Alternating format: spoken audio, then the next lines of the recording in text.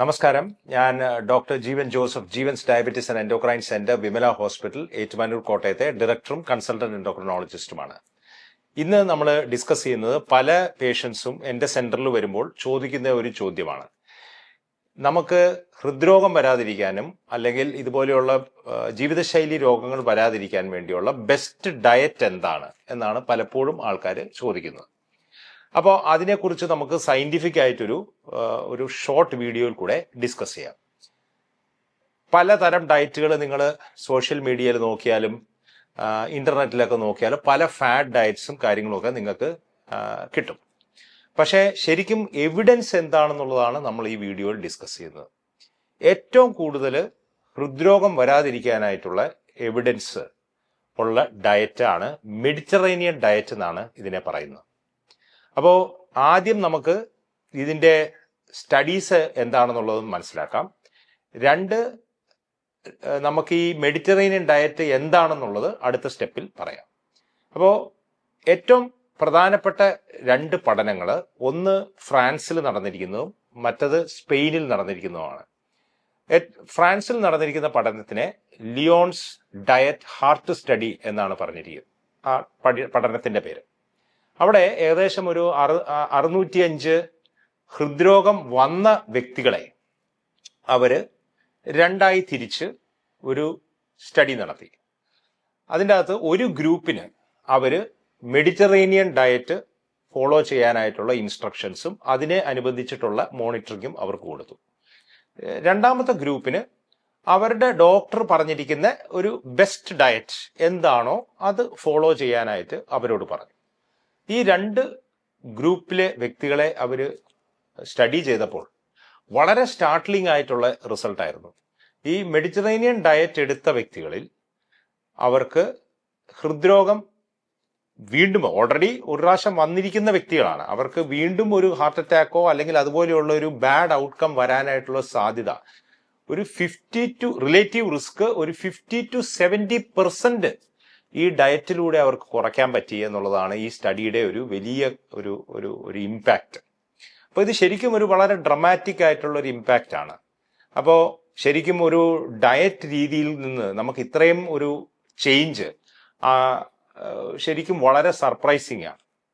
അപ്പോൾ ഇതിൻ്റെ അകത്ത് ഉള്ളൊരു വേറൊരു ഇൻട്രസ്റ്റിംഗ് ആസ്പെക്ട്, ചിലരെ നമുക്ക് ചിന്തിക്കാം, ചിലപ്പോൾ അവർ ഈ മെഡിറ്ററേനിയൻ ഡയറ്റ് എടുത്തതുകൊണ്ട് അവരുടെ കൊളസ്ട്രോളിന്റെ ലെവൽ കുറഞ്ഞത് കൊണ്ടാണോ, LDL കൊളസ്ട്രോൾ, ചീത്ത കൊളസ്ട്രോൾ താന്നിരുന്നത് കൊണ്ടാണോ എന്ന് നമുക്ക് സംശയിക്കാം. പക്ഷേ അങ്ങനെയല്ലായിരുന്നു. രണ്ട് ഗ്രൂപ്പിലും വലിയ ഈ ചീത്ത കൊളസ്ട്രോളിന്റെ ലെവലിൽ വലിയ വ്യത്യാസമില്ലായിരുന്നു. അപ്പൊ അതിന്റെ റീസൺ എന്താണെന്നുള്ളത് ഞാൻ പിന്നീട് ഈ അടുത്ത സ്റ്റഡിയും കൂടിയും പറഞ്ഞു കഴിഞ്ഞിട്ട് പറയാം.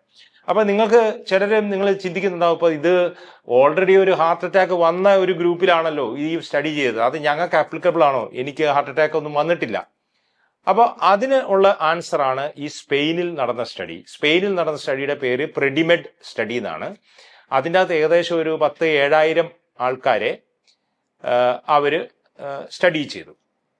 അതില് ഈ സെലക്ട് ചെയ്ത വ്യക്തികൾക്ക് ഹാർട്ട് അറ്റാക്ക് ഒന്നും വന്നിട്ടില്ല, പക്ഷെ അവർക്ക് ഹാർട്ടിനൊരു പ്രോബ്ലം വരാനായിട്ടുള്ള ഒരു ഹൈ റിസ്ക് ഗ്രൂപ്പ് ആയിരുന്നു. എന്ന് വെച്ചാൽ നമ്മുടെ സെന്ററിലും എല്ലാ സ്ഥലത്തും വരുന്ന ടൈപ്പ് പേഷ്യൻസ് ആണ്. എന്ന് വെച്ചാൽ അവർക്ക് ഒന്നെങ്കിൽ പ്രമേഹമുണ്ട്, അല്ലെങ്കിൽ കൊളസ്ട്രോൾ കൂടി നിൽക്കുന്നു, അല്ലെങ്കിൽ ബ്ലഡ് പ്രഷർ കൂടുതലാണ്, അല്ലെങ്കിൽ അവർ സ്മോക്ക് ചെയ്യുന്നു, അല്ലെങ്കിൽ അവരുടെ റിലേറ്റീവ്സിന് വളരെ ഏർലി സ്റ്റേജിൽ തന്നെ ഹാർട്ട് പ്രോബ്ലം വന്നു. അതുപോലെ high risk for heart disease. പക്ഷെ ഇപ്പോൾ ഹാർട്ടിന്റെ ഒരു പ്രോബ്ലം നിലവിൽ വന്നിട്ടില്ല. ആ ഒരു ഗ്രൂപ്പ് ഹൈ റിസ്ക് ഗ്രൂപ്പ്. അപ്പൊ നമ്മൾ ആദ്യം പറഞ്ഞ സ്റ്റഡി ഒരു സെക്കൻഡറി പ്രിവെൻഷൻ ആണ്. എന്ന് വെച്ചാൽ ഓൾറെഡി ഹാർട്ട് അറ്റാക്ക് വന്ന ആൾക്കാരിൽ ഈ ഒരു മെഡിറ്ററേനിയൻ ഡയറ്റ് കൊടുത്താൽ എന്ത് നടക്കും എന്നുള്ളതാണ് ആദ്യത്തെ ഈ ഫ്രാൻസിൽ നടന്ന സ്റ്റഡി പഠിച്ചത്. ഇതിൽ സ്പെയിനിൽ നടന്ന ഈ പഠനത്തിൽ അവർ പഠിച്ചത് ഹൈ റിസ്ക് ഉള്ള ആൾക്കാരിൽ ഇതുപോലെയുള്ള ഒരു മെഡിറ്ററേനിയൻ ഡയറ്റ് കൊടുത്താൽ എന്ത് നടക്കുമെന്നുള്ളതാണ് അവർ പഠിച്ചത്. അപ്പൊ ഈ പഠനം new England journal of medicine എന്ന് പറയുന്ന നമ്മുടെ ജേർണൽസിന്റെ മെഡിക്കൽ ജേർണൽസിൽ തന്നെ വളരെ മുൻപന്തിയിൽ നിൽക്കുന്ന ഒരു ജേർണലിലാണ് പബ്ലിഷ് ചെയ്തത്. എന്ന് വെച്ചാൽ അത്രയും വളരെ റോബസ്റ്റ് ആയിട്ടുള്ള ഒരു സ്റ്റഡീസ് മാത്രമേ ആ ജേർണൽ പബ്ലിക്കേഷൻ അക്സെപ്റ്റ് ചെയ്യുള്ളൂ. അപ്പൊ അതിന്റെ ഒരു ക്രെഡിബിലിറ്റി നമുക്ക് എസ്റ്റാബ്ലിഷ് ചെയ്യാൻ വേണ്ടിയാണ് ആ ഒരു പോയിന്റ് ഞാൻ പറഞ്ഞത്. അപ്പൊ ഈ സ്റ്റഡിയിൽ അവര് 3 ഗ്രൂപ്പ് ഉണ്ടായിരുന്നു. ഒന്ന് സാധാരണയുള്ളൊരു ലോ ഫാറ്റ് ഡയറ്റ് എടുക്കുന്ന ഒരു ഗ്രൂപ്പ്. രണ്ടാമത്തെ ഗ്രൂപ്പിൽ അവര് ഒരു Mediterranean diet with some nuts, എന്ന് വെച്ചാൽ അവർ സെലക്ട് ചെയ്ത നട്ട്സ് ആൽമണ്ട്സ് എന്ന് വെച്ചാൽ നമ്മുടെ നാട്ടിൽ ബദാം എന്ന് പറയും, അതുപോലെ തന്നെ ഹേസൽ നട്ട്, വാൽനട്ട് ഇതെല്ലാം എൻകറേജ് ചെയ്തിരുന്നു ആ സെക്കൻഡ് ഗ്രൂപ്പിൽ. മൂന്നാമത്തെ ഗ്രൂപ്പിൽ അവര് ഒരു Mediterranean diet with some extra olive oil എന്ന് വെച്ചാൽ മെഡിറ്ററേനിയൻ ഡയറ്റിൽ തന്നെ എപ്പോഴും ഒലിവ് ഓയിലിന്റെ ഒരു കണ്ടന്റ് എപ്പോഴും ഉണ്ടാവും. അതിന്റെ കൂടെ തന്നെ അവരൊരു ആഴ്ചയിൽ ഒരു 3-4 ടീസ്പൂൺ ഈ എക്സ്ട്രാ വെർജിൻ ഒലിവ് ഓയിലും കൂടി ഇവരോട് എടുക്കാൻ പറഞ്ഞിരുന്നു. അവര് ഈ 3 ഗ്രൂപ്പിനെയും അവർ പഠിച്ചപ്പോൾ ഈ മെഡിറ്ററേനിയൻ ഡയറ്റ് എടുത്ത 2 ഗ്രൂപ്പുകൾ എന്ന് വെച്ചാൽ ഒരു ഗ്രൂപ്പിൽ Mediterranean diet with extra origin olive oil ആയിരുന്നു, മറ്റേ ഗ്രൂപ്പിൽ Mediterranean diet with some extra nuts ആയിരുന്നു. ഈ 2 ഗ്രൂപ്പിലും അവർക്ക് ഹാർട്ടിന് ഒരു പ്രോബ്ലം വരാനായിട്ടുള്ള അല്ലെങ്കിൽ ഒരു ഹൃദ്രോഗം വരാനായിട്ടുള്ള സാധ്യത almost 28 to 30% relative risk lower ആയിരുന്നു.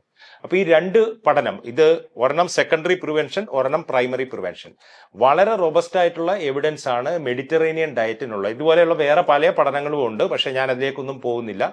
കാരണം ഏറ്റവും റോബസ്റ്റ് ആയിട്ടുള്ള സ്റ്റഡീസ് നമ്മൾ പ്രസന്റ് ചെയ്യുക എന്നുള്ളതാണ് നമ്മൾ ഉദ്ദേശിച്ചത്. അപ്പോൾ ഇതിന്റെ പുറകിൽ ഈ ഫാറ്റ് ഡയറ്റ്സിൽ നിന്നും മാറി മെഡിറ്ററേനിയൻ ഡയറ്റിന്റെ പുറകിൽ നല്ല രീതിയിലുള്ള ഒരു എവിഡൻസ് ഉണ്ട് എന്നുള്ളത് നിങ്ങളെ കൺവിൻസ് ചെയ്യാൻ വേണ്ടിയാണ് ഈ 2 സയന്റിഫിക് കാര്യങ്ങൾ ഞാൻ പറഞ്ഞത്.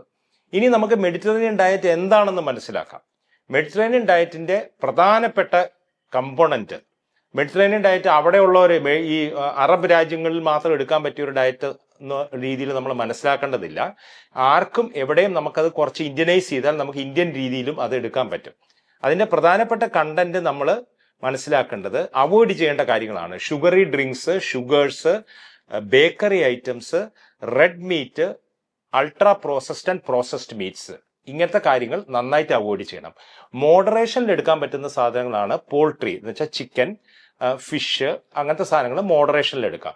നല്ല രീതിയിൽ എടുക്കേണ്ടത് ഹോൾ ഗ്രെയിൻസ് എന്ന് വെച്ചാൽ ബ്രൗൺ റൈസ് എടുക്കുന്നവരാണെങ്കിൽ ബ്രൗൺ റൈസ്, അല്ലെങ്കിൽ whole grain bread, legumes, lentils, അങ്ങനത്തെ സാധനങ്ങളൊക്കെ നല്ല രീതിയിലുള്ള പ്ലാന്റ് ഫുഡ്സ്, ഇഷ്ടംപോലെ പ്ലാന്റ് ഫുഡ്സ്, ഫ്രൂട്ട്സ്, വെജിറ്റബിൾസ്. പിന്നെ ഈ മെഡിറ്ററേനിയൻ ഡയറ്റ്സിൽ എല്ലാത്തിലും ഒലിവ് ഓയിലുണ്ട്. അപ്പൊ അതിനെക്കുറിച്ച് നമുക്ക് കുറച്ച് കഴിഞ്ഞ് അടുത്ത ഒരു സെക്ഷനിൽ നമുക്കത് ഡിസ്കസ് ചെയ്യാം. കാരണം ഈ ഓയിലിന്റെ യൂസിന്റെ ഒരു എങ്ങനെ നമുക്കത് ഇന്ത്യനൈസ് ചെയ്യാം എന്നുള്ളത്. അപ്പൊ ഇതാണ് ഒരു Mediterranean diet. Whole grains, legumes, fruits, vegetables, moderate amounts of poultry and fish, പ്രത്യേകിച്ച് ഓയിൽ നല്ല ഓയിലുള്ള ഫിഷ്. ഇതാണ് Mediterranean diet with avoidance of sugary stuffs, red meat and processed meat. അപ്പൊ ഇത് ഈസി ആയിട്ട് ഇന്ത്യയിലും എടുക്കാവുന്നതാണ്. അപ്പോ ഞാൻ നേരത്തെ പറഞ്ഞു ഈ 2 സ്റ്റഡീസിലും ചീത്ത കൊളസ്ട്രോളിന്റെ ആക്ച്വൽ നമ്പേഴ്സിൽ വലിയ വ്യത്യാസമില്ലായിരുന്നു ഈ 2 ഗ്രൂപ്പിൽ തമ്മിൽ. അതുകൊണ്ട് ചീത്ത കൊളസ്ട്രോൾ കുറഞ്ഞത് കൊണ്ട് മാത്രമാണ് ഇവിടെ ഈ ഇത്രയും ഡിഫറൻസ്, ഹാർട്ട് അറ്റാക്ക് കുറയുന്നതിൽ ഇത്രത്തോളം ഡിഫറൻസ് വന്നത് ഈ ചീത്ത കൊളസ്ട്രോൾ കുറഞ്ഞുകൊണ്ടാണെന്ന് നമുക്ക് പറയാൻ പറ്റില്ല. അപ്പോൾ നമ്മൾ അതിൻ്റെ അകത്ത് മനസ്സിലാക്കേണ്ടത് ക്വാളിറ്റി ഇംപ്രൂവ് ചെയ്തതുകൊണ്ടാണ്. എന്ന് വെച്ചാൽ ഈ ഒരു രീതിയിലുള്ള ഡയറ്റ് എടുക്കുമ്പോൾ അതിനൊരു ആന്റി ഇൻഫ്ലമേറ്ററി എഫക്റ്റ് ഉണ്ട്, ഒരു ആന്റി ഓക്സിഡന്റ് എഫക്റ്റ് ഉണ്ട്. അതുപോലെ തന്നെ LDL കൊളസ്ട്രോള് ചീത്ത കൊളസ്ട്രോളിന്റെ ക്വാണ്ടിറ്റിയിൽ കുറയുന്നില്ലെങ്കിലും അതിന്റെ ക്വാളിറ്റി ഇംപ്രൂവ് ചെയ്യും. പലപ്പോഴും ഈ LDL കൊളസ്ട്രോള് സ്മോൾ ആകുമ്പോൾ, അതിന്റെ പാർട്ടിക്കിൾസ് സ്മോളും ഡെൻസും ആകുമ്പോൾ അതേ നമ്പർ തന്നെയാണെങ്കിലും പലപ്പോഴും ഹൃദ്രോഗം വരാനുള്ള സാധ്യത കൂടുതലാണ്. അതിന്റെ മെഡിക്കൽ ടെർമിനോളജി മോർ അത്രോജനിക് എന്നാണ്. എന്നുവെച്ചാൽ ഇപ്പോൾ ഒരാൾക്ക് നിങ്ങൾ മെഷർ ചെയ്യുമ്പോൾ അയാൾക്കും LDL കൊളസ്ട്രോൾ 150 ആയിരിക്കും, വേറൊരാൾക്കും LDL കൊളസ്ട്രോൾ 150 ആയിരിക്കും. പക്ഷേ സ്മോൾ ഡെൻസ് LDL ആണെങ്കിൽ അത് ക്ലംപ് ചെയ്യാനും ക്ലോട്ട് ഉണ്ടാക്കാനും അതുപോലെയുള്ള പ്ലാക്സ് ഉണ്ടാക്കി അങ്ങനെ ഹൃദ്രോഗം വരാനുള്ള സാധ്യത കൂടുതലാണ്. അപ്പോൾ ഇത്തരം ഒരു മെഡിറ്ററേനിയൻ ഡയറ്റ് എടുക്കുന്നതിലൂടെ നമുക്കതിൻ്റെ ഒരു anti inflammatory, antioxidant effect കാരണം LDLന്റെ ക്വാണ്ടിറ്റി കുറയുന്നില്ലെങ്കിലും അതിന്റെ ക്വാളിറ്റി ഇംപ്രൂവ് ചെയ്യുകയും അതുപോലെ തന്നെ ഈ ആന്റി ഇൻഫ്ലമേറ്ററി ഇഫക്റ്റ് കാരണം ഹൃദ്രോഗം വരാനുള്ള സാധ്യത നമ്മൾ തടയുന്നു. അപ്പോൾ ഇതൊരു ഡയറ്റിൽ കൂടെ ഉള്ളൊരു ഇന്റർവെൻഷൻ വെച്ച് നോക്കുമ്പോൾ ഇതൊരു വളരെ വലിയ റിഡക്ഷൻ ആണ്. നമുക്ക് എല്ലാവർക്കും ഫോളോ ചെയ്യാവുന്നതാണ്. ഈ പ്രൈമറി പ്രിവെൻഷൻ ആയിട്ടും ഫോളോ ചെയ്യാം, എന്ന് വെച്ചാൽ ഹാർട്ടിന് പ്രോബ്ലം ഇല്ലാത്തവർക്കും ഫോളോ ചെയ്യാം, ഓൾറെഡി വന്നവർക്കും. പലപ്പോഴും മരുന്നുകളോട് തന്നെ താരതമ്യപ്പെടുത്തുന്ന രീതിയിലോ അല്ലെങ്കിൽ അതിനേക്കാളും മുൻപന്തിയിൽ നിൽക്കുന്ന രീതിയിലുള്ള ഒരു പ്രിവെന്റീവ് എഫക്റ്റ് ആണ്, അല്ലെങ്കിൽ ഒരു പ്രൊട്ടക്റ്റീവ് എഫക്റ്റ് ആണ് ഈ ഡയറ്റിൽ കൂടെ കിട്ടുന്നത്. ഇനി അവസാനം ഞാൻ പറയാൻ ഉദ്ദേശിക്കുന്നത്, പലപ്പോഴും നിങ്ങൾ പറയും ഇതിലെല്ലാം ഒലീവ് ഓയിലുണ്ട്, ഒലീവ് ഓയിൽ നമ്മുടെ നാട്ടിൽ കിട്ടുമെങ്കിലും അത് വളരെ എക്സ്പെൻസീവ് ആണ്, എല്ലാവർക്കും അങ്ങനെ ഉപയോഗിക്കാൻ പറ്റുന്ന ഒരു സാഹചര്യമല്ല. അപ്പോൾ ഒലീവ് ഓയിലിലെ കണ്ടന്റ് ശരിക്കും മോണോ അൺസാച്ചുറേറ്റഡ് ഫാറ്റി ആസിഡ്സ് ആണ്. അപ്പോൾ ഈ മോണോ അൺസാച്ചുറേറ്റഡ് ഫാറ്റി ആസിഡ്സ് ഇന്ത്യൻ ഓയിൽസിലേക്ക് നമ്മൾ കൺവെർട്ട് ചെയ്യുകയാണെങ്കിൽ അത് ഏറ്റവും കൂടുതലുള്ളത് ഗ്രൗണ്ട്നട്ട് ഓയിലും അതുപോലെ തന്നെ മസ്റ്റേർഡ് ഓയിൽ, ജിഞ്ചലി ഓയിൽ, ഇതിലൊക്കെയാണ് കൂടുതലുള്ളത്. അപ്പോൾ അതൊന്നും നമ്മളെ കടകളിൽ നമ്മൾ ഓടിച്ചെന്ന് ചിലപ്പോൾ കിട്ടിയില്ലെങ്കിലും നമുക്കത് വേണമെങ്കിൽ ഈ പിന്നെ നമുക്ക് ആപ്സിലൂടെ ഓൺലൈൻ ഷോപ്പിങ്ങിലൂടെ നമുക്കിത് മേടിച്ചെടുക്കാവുന്നതാണ്. അപ്പോൾ സാധാരണ ഒലിവ് ഓയിലിന്റെ കണ്ടന്റ്, ഒലിവ് ഓയിലിൽ മോണോ അൺസാച്ചുറേറ്റഡ് ഫാറ്റി ആസിഡിന്റെ കണ്ടന്റ് ഏകദേശം ഒരു 70% ആണെങ്കിൽ ഗ്രൗണ്ട്നട്ട് ഓയിൽ ഏകദേശം ഒരു 50% എങ്കിലും ഉണ്ട്. അപ്പോൾ അത്രയും നല്ലതല്ലെങ്കിലും എനിക്ക് തോന്നുന്നു ഇന്ത്യൻ കണ്ടീഷൻസിന് ഏറ്റവും നല്ല ഓയിലാണ് ഗ്രൗണ്ട്നട്ട് ഓയിൽ. കാരണം അത് അതിന്റെ ഹൈ സ്മോക്ക് പോയിന്റ് കാരണം നമുക്ക് ഡീപ്പ് ഫ്രൈയിങ്ങിനും ഒക്കെ പറ്റും. പൊതുവേ ഓയിൽസ് നമ്മൾ കുറയ്ക്കണം, പക്ഷെ പൂർണ്ണമായി നമുക്ക് ഓയിൽ അവോയ്ഡ് ചെയ്യാൻ പറ്റില്ല. അപ്പോൾ അതുകൊണ്ട് ബാക്കി മെഡിറ്ററേനിയൻ ഡയറ്റിന്റെ ആസ്പെക്ട്സ് എല്ലാം നമുക്ക് ഇന്ത്യയിലും നമുക്ക് ഇംപ്ലിമെന്റ് ചെയ്യാം. ഈ ഓയിൽസിന്റെ കാര്യത്തിൽ മാത്രം ഒലിവ് ഓയിൽ ഉപയോഗിക്കാൻ പറ്റാത്ത കേസാണെങ്കിൽ നമുക്ക് ഗ്രൗണ്ട്നട്ട് ഓയിലോ അല്ലെങ്കിൽ മസ്റ്റേർഡ് ഓയിലോ ഉപയോഗിച്ചാൽ ഇതേ ബെനിഫിറ്റ് തന്നെ നമുക്ക് ഇവിടെ അച്ചീവ് ചെയ്യാൻ പറ്റും. നന്ദി, നമസ്കാരം.